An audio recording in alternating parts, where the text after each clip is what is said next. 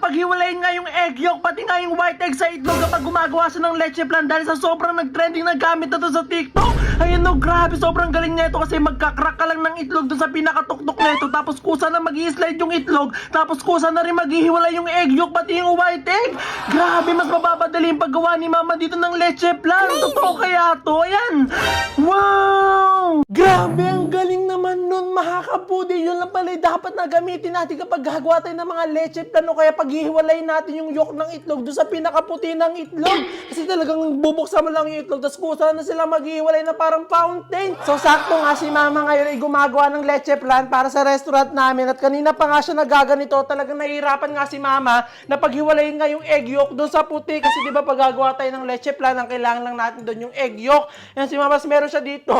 Ito yung mga nagawa na niya. Ayan, kung makikita ninyo, talagang nagka-crack dahil talagang hindi marunong si mama. Talagang nahihirapan siya sa paghiwalay ng puti ng itlog, pati yung egg yolk. Ayan o, ito yung ginagawa ni mama. Talagang minamano-mano niya. So ma, hindi ka na mahihirapan kasi meron ako nakitang gamit na talagang magugulat ka, kasi ilalagay mo lang doon yung itlog. Yan, talagang ika-crack mo lang siya, tapos ilalagay mo lang daw siya doon. Tapos talagang kusa na sila maghihiwalay.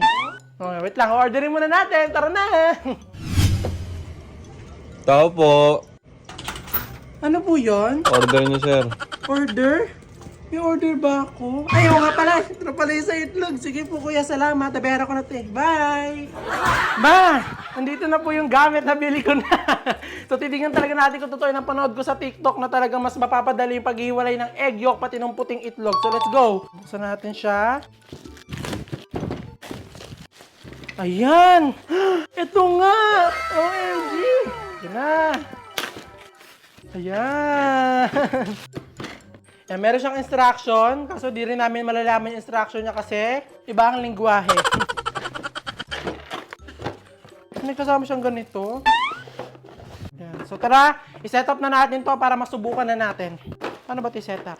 Akala ko nga talaga na kapag binili ko nga ito, talaga naka-ayos na, talaga naka-setup na. Yun pala, ayusin mo pa pala siya at i-arrange mo. At talagang hindi na nga ako magpapatumpik-tumpik pa, ayusin ko na nga ito para talagang matuloy na nga ni mama yung paggagawa nga ng leche plan, kasi kailangan nga ito sa restaurant namin. At talagang dito nga ako sa pag-arrange nga na ito, pinaka nahihirapan nga kasi hindi ko nga maintindihan nga yung instruction niya, kasi iba nga yung language, kaya talagang hinuhula-hulaan ko na nga lang. Tinitignan ko na nga lang sa picture nga kung paano nga yung ayos doon, na talagang pinapanood ko nga ulit yung napanood ko nga sa TikTok para talagang magaya ko. At hindi ko nga alam kung gagana nga talaga to, kasi hinulaan ko nga lang talaga yung mga pagkakabit nga dito, kasi talagang hindi ko nga talaga maintindihan nga yung kanyang instruction. At dahil nga may kasamang brush nga itong nabili nga natin na nag-trending nga sa TikTok, at sa tingin ko nga talagang kailangan nga napahidan nga ito ng mantika, kasi nga may kasama nga itong brush. Go! Ay. Hop! Ah!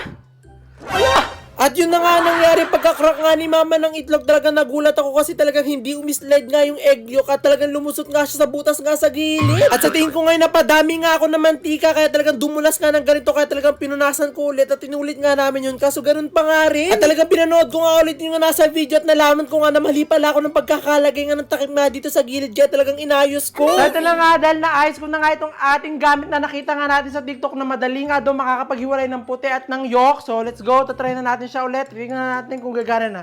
So ito na mga, go na! In 1, 2, 3, go! Wait. Ayan na. Ayan na. Ayan na. Up! Ah! Ang galing! Amazing! Tingnan nyo, oh. Talagang wala siyang puti. Ay, ang ganda naman. So, Diba? madali na, no? Oh, ang galing. Isa pa. Go! Ayan. Wow! Galing. Hindi na ako mahihirapan. Di ka na mahirapan, ma. Talagang maglalagay ka lang dyan. Try natin. Ako pa. Ayan. Oh. Yay! Ang galing! O, pwede ka nang gumawa ng leche plan na, ha? Hugasan nyo na lang po ito pagkatapos. Napinga ko leche plan, ha, ma? Gusto ko yun, eh.